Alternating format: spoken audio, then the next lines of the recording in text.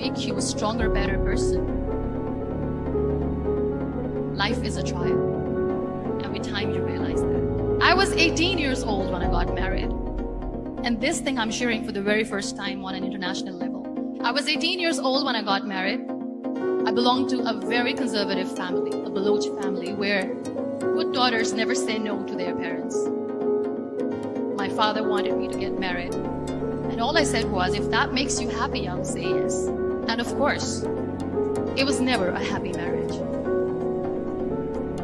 Just about after 2 years of getting married, about 9 years ago, I met a car accident. Somehow my husband fell asleep. The car fell in the ditch. He managed to jump out, saved himself. I'm happy for him. But I stayed inside the car and I sustained a lot of injuries. The list is a bit long. Don't get scared. I'm perfectly fine now. The radius ulna of my right arm were fractured. The wrist was fractured. Shoulder bone and collarbone were fractured. My whole rib cage got fractured. And because of the rib cage injury, lungs and liver were badly injured. Couldn't breathe. I lost urine and bowel control. That's why I have to wear the bag wherever I go. But that injury that changed me and my life completely as a person and my perception towards living my life was the spine injury. 3 vertebrae of my backbone were completely crushed and I got paralyzed for the rest of my life.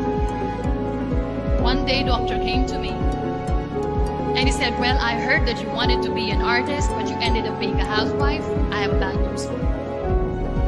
You won't be able to paint again because your wrist and your arm are so deformed, you won't be able to hold a pen again. And I stayed quiet.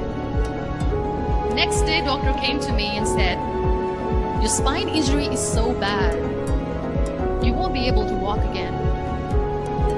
I took a deep breath. I said, it's all right. The next day, doctor came to me and said, because of your spine injury and the fixation that you have in your back, you won't be able to give birth to a child.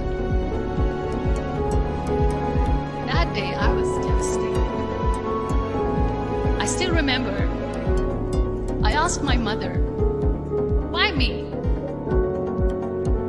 And that is where I started to question my existence. Why am I even alive? What's the point of living? I cannot walk, I cannot paint. Fine, be a mother. And we have this thing in our heads being women that we are incomplete without having children. I am going to be an incomplete woman for the rest of my life. What's the point? People are scared. They think I will get divorced. What is going to happen to me? Why me? Why am I alive? We all try to chase this tunnel. We all do this because we see light in the end of the tunnel, which keeps us going. My dear friends, in my situation, there was a tunnel that I had to roll on. There was no light. And that is where I realized that the words have the power to heal the soul. My mother said to me, this too shall pass. God has a greater plan for you. I don't know what it is, but He surely has. I was discharged and I went back. And I went back home and I realized that I have developed a lot of pressure ulcers on my back and on my hip bone. I was unable to sit. There were a lot of infections in my body, a lot of allergies. The doctors wanted me to lie down on the bed straight. For not 6 months, not 1 year, 2 years. I was bedridden, confined in that one room, looking outside the window, listening to the birds chirping, and thinking maybe there will be a time when we'll be going out with the family and enjoying the nature. That was the time where I realized how lucky people are where they do with their lives. There are always turning points in your life. There was a rebirth day that I celebrated. 2.5 months when I was able to sit on a wheelchair, that was the day when I had the wheel. I was a completely different person. I still remember the day I sat on the wheelchair for the first time, knowing that I'm never going to leave this, knowing that I won't be able to walk for the rest of my life. I saw myself in the mirror and I talked to myself. And I still remember what I said. I cannot wait for a miracle to come and make me walk. I cannot sit in the corner of the room crying, cribbing and begging for mercy because nobody has time. So I have to accept myself the way I am. The sooner the better. And that day I decided that I'm going to live life for myself. I am not going to be that perfect person for someone. I am just going to take this moment and I will make it perfect for myself. And you know how it all began? That day I decided that I'm going to fight my fears. We all have fears.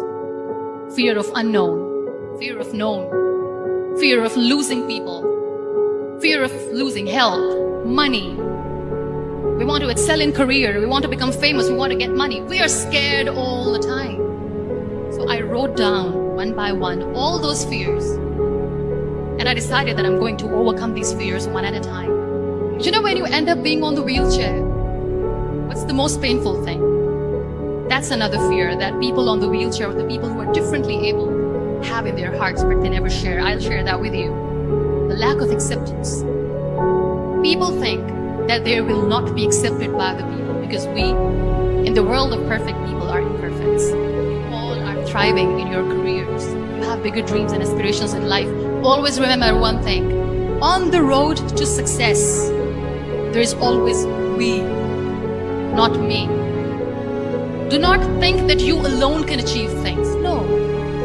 There is always another person who is standing behind you, maybe not coming on the forefront, but behind you, praying for you and supporting you. Never lose that person. Never. When you think your glass is half empty, come on, your glass is half full. It's all in here and here.